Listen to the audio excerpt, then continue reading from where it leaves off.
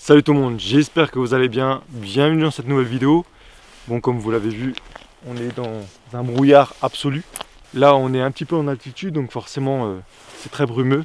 Il fait pas trop froid, mais il fait très humide, on le sent. Et du coup, aujourd'hui, on fait une petite vidéo assez courte. C'est parce qu'on arrive en temps vraiment hivernal. Il va neiger, les sols vont être très humides, les gens vont partir en montagne. Et forcément, il y en a qui vont se retrouver dans des situations un petit peu compliquées. Donc aujourd'hui, on va parler d'un sac, le fameux sac qu'on doit avoir dans le coffre pour se sortir d'une situation où ça risque de mettre notre séjour en péril ou bien même peut-être notre sécurité. Alors moi j'ai de la chance, j'ai un grand coffre, donc je peux mettre beaucoup de choses. Mais il n'est pas si chargé que ça, vous voyez. Pas besoin d'avoir un coffre rempli pour se préparer à un problème. Ce sac suffit largement. Donc ce sac c'est un sac 30-40 litres et là-dedans il y a tout ce qu'il me faut en cas de besoin, en cas de problème avec ma voiture ou s'il m'arrive quelque chose sur la route. Donc déjà moi j'ai ma bâche, j'ai une très grande bâche parce que si maintenant je venais avoir un problème avec la voiture en forêt, donc c'est d'ailleurs pour ça que je fais cette vidéo. Si maintenant un jour vous êtes en forêt, vous faites une balade, vous voulez traverser une montagne, vous voulez traverser des forêts, quelque part qui n'est pas très emprunté par la civilisation, vous êtes tout seul, vous n'avez pas de réseau, et votre voiture, elle vous lâche. Le froid, la neige, vous vous embourbez, quelque chose comme ça arrive souvent. Donc ne vous dites pas, ouais non mais c'est pas possible, toujours le téléphone, non. Ça m'est déjà arrivé de faire des treks en forêt, plus de réseau, donc impossible de contacter quelqu'un. Bon, heureusement il m'est jamais rien arrivé, mais si jamais vous êtes en voiture, il vaut mieux pas que ça vous arrive. Donc, si jamais ça vous arrive en voiture, déjà, une grande bâche. La grande bâche permet à deux choses. Déjà, si jamais il neige, la bâche, ça peut être top pour la mettre par-dessus la voiture. Donc, vous protégez de toute l'humidité qui va arriver. Donc, celle-là est très grande et c'est une 280 grammes au mètre carré. Donc, très épais. Hein. Vous pouvez le voir là, c'est comme du carton. Hein. Ensuite, la bâche, ça peut aussi servir si jamais vous voulez faire un abri. La voiture, elle est gelée, je sais pas, vous avez pété un carreau, il y a une branche qui est tombée, ça a explosé la vitre, vous pouvez plus avancer avec. C'est aussi une situation qui peut arriver. Voilà, un arbre qui tombe sur le pare-brise, vous explose la voiture, vous pouvez pas rester dedans, sinon voilà, elle va être gelée. Vous devez vous faire un abri, vous prenez la bâche et vous faites une petite tente pour vous mettre à l'intérieur au chaud. Alors, parlons de ce sac. Donc, petite poche de côté. En premier, on a la scie et la pelle pliable. Donc la scie, si jamais effectivement vous avez une branche qui est tombée sur votre bagnole, ou si vous avez un rondin sur le sol très long et qui vous gêne le passage. Voilà, une scie pour vous dégager la route. Ça c'est super important et je peux vous dire que c'est très utilisé. La pelle pliable, tout simplement, si jamais vous êtes embourbé, vous avez de la neige, vous avez de la terre partout, il va falloir dégager la voiture de la terre ou de la neige. Donc ça c'est les deux indispensables.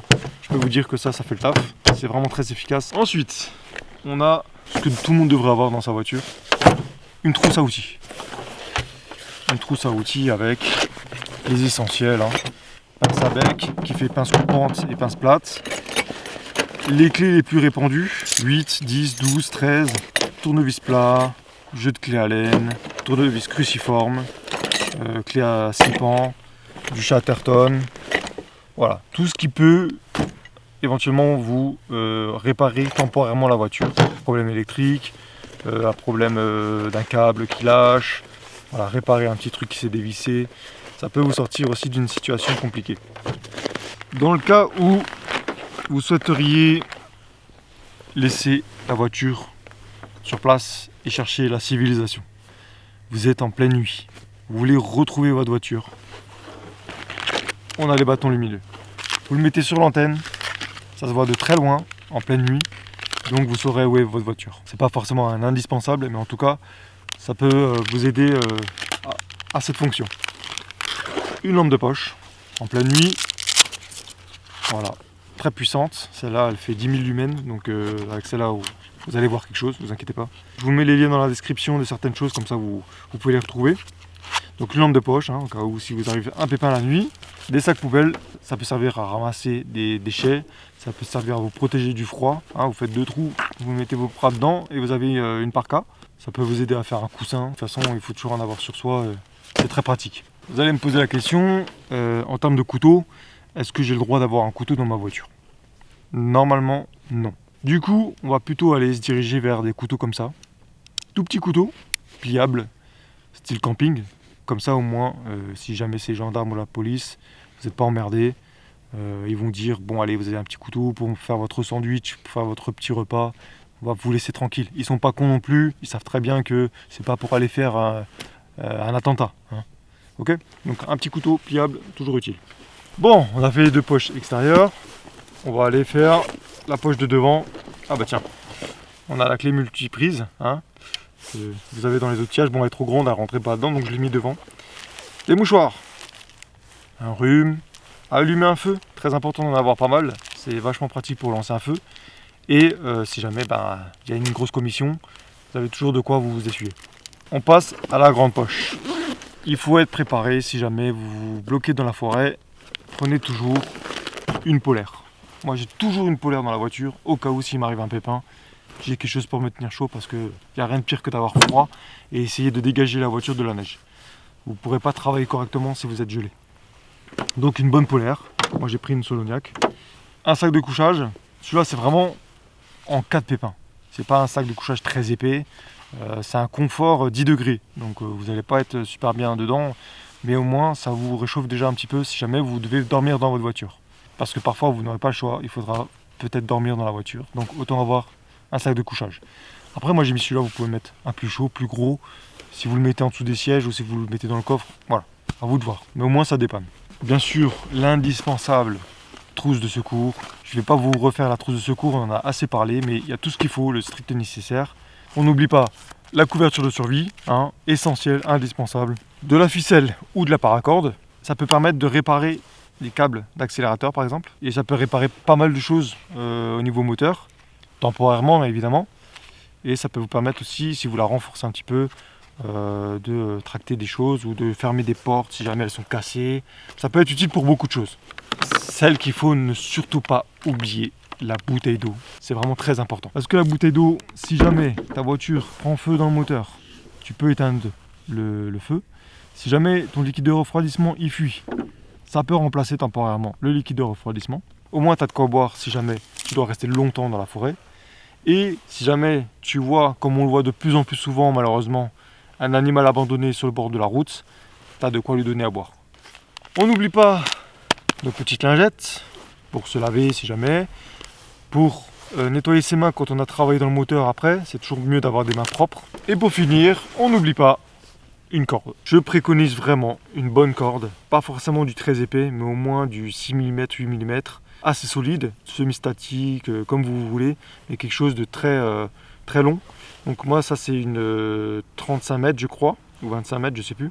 En tout cas assez longue pour pouvoir sortir quelqu'un d'un ravin, tracter une voiture, ressortir votre véhicule de la neige, de la boue, voilà. Et puis sauver quelqu'un si jamais il y a besoin. Ça peut être aussi utile pour mettre votre tente en place, ou fixer quelque chose sur le toit, ou fermer le coffre, voilà. Ça peut être utile pour beaucoup de choses, mais surtout pour sauver quelqu'un, ça peut être vraiment pratique. Et ça peut aussi vous aider à vous sortir de la neige ou de la terre grâce à une petite technique qui sert à créer des chaînes de roues. Chose que je vais vous montrer dans une prochaine vidéo. Je vais vous montrer comment vous sortir de la neige ou de la boue grâce à la corde. Donc on a fait à peu près le tour du sac. Hein. Vous voyez, il n'y a pas grand chose. Hein. C'est vraiment le strict minimum, le strict nécessaire. Ça peut vous sortir de bien des situations. Après, à vous de voir ce que vous voulez y mettre. Hein. Tout le monde est libre de faire le petit sac survie de voiture qu'il veut. D'ailleurs, mettez-moi dans les commentaires ce que vous rajouterez. Moi, ce que je rajouterais peut-être, c'est une bombe anti-crevaison. Au cas où, si jamais vous crevez. Après, évidemment, dans votre voiture, vous êtes censé avoir triangle, croix, cric, une roue de secours. Voilà, tout ce qu'il vous faut pour normalement changer une roue. Si vous avez en plus une radio, si jamais votre téléphone n'a pas de réseau et que vous avez une radio à plutôt longue portée, ça peut être aussi un plus. Vous pouvez mettre des piles de rechange en plus pour la lampe de poche. Voilà, ça prend pas de place. Voilà la bâche de côté. Et puis j'ai aussi des petits tapis de selle pour chevaux. Ça peut être pratique si vous voulez faire un petit oreiller ou quelque chose pour vous isoler du froid, vous asseoir. Et vous pouvez aussi les mettre sur les portes. Si jamais vous avez besoin de garder la chaleur à l'intérieur ou que vous voulez vous protéger de la neige, ça vous protège. Voilà, protège du froid ou même de la grêle si jamais il grêle. Ça peut aussi être une bonne protection contre la grêle. Donc c'était le sac survie pour la voiture. Et si jamais vous avez une galère, vous serez bien content de l'avoir. Si jamais vous avez des questions ou si jamais vous avez des choses à apporter au sac, n'hésitez pas à le mettre dans les commentaires, ça fait vraiment plaisir. N'oubliez pas de me suivre sur Instagram. Et puis nous on va aller se faire une petite balade parce qu'il fait vraiment beau. Je vais mettre un petit peu de crème solaire je pense parce que là ça tape dur. Faites attention à vous, dans la nature le danger n'est jamais très loin. Allez, ciao!